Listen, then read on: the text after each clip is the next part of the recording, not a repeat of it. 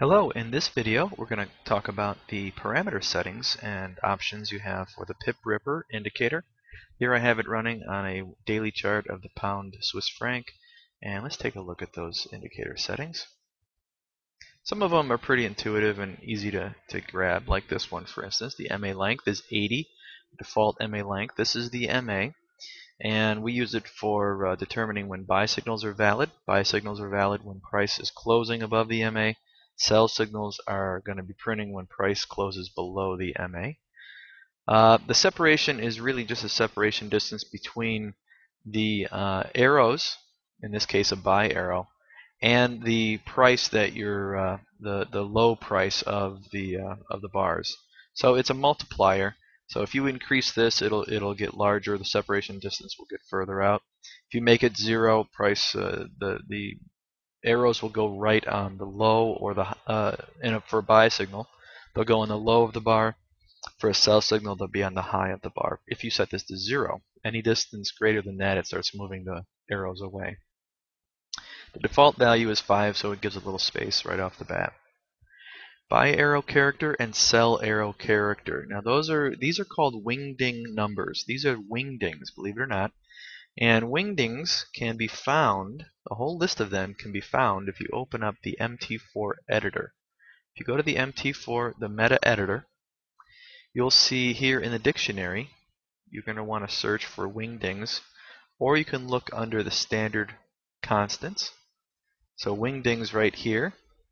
And if you click on wingdings, you're going to be presented with this entire chart. And this chart is a character set called wingdings. And the 217 number gives us this nice up arrow. The 218 number gives us the down arrow.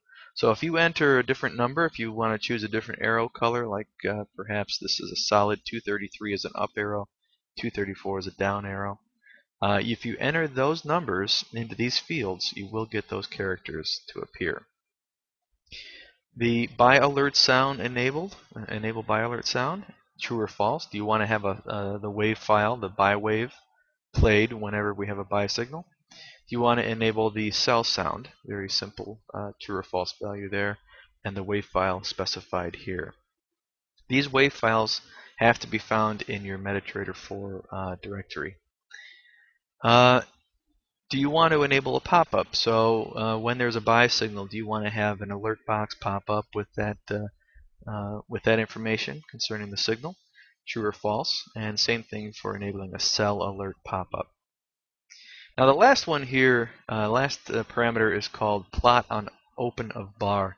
The arrow itself can plot on either this bar or the bar prior to it. Some people like to think of it one way, some people the other way, so we gave them the option.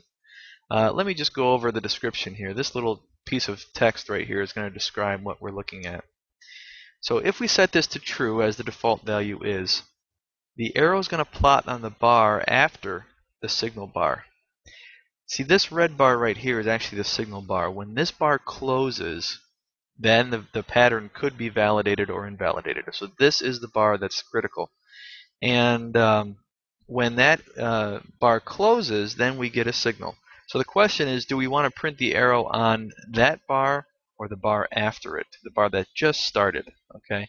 If it's true, if you set this value to true down here, it will plot on the bar after the signal bar. However, if you set it to false, false is equal to on the signal bar itself. So very important distinction, and you can change the two if you like. So this is where it prints on when the setting is true. Let's change this value. This is where we change it to false, and I'll show you how that changes the position.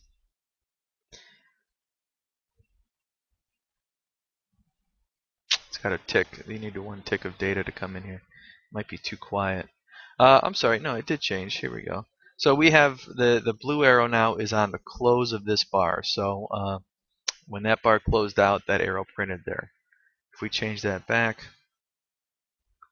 you'll see that the bar has moved. And there we go. They shifted over 1.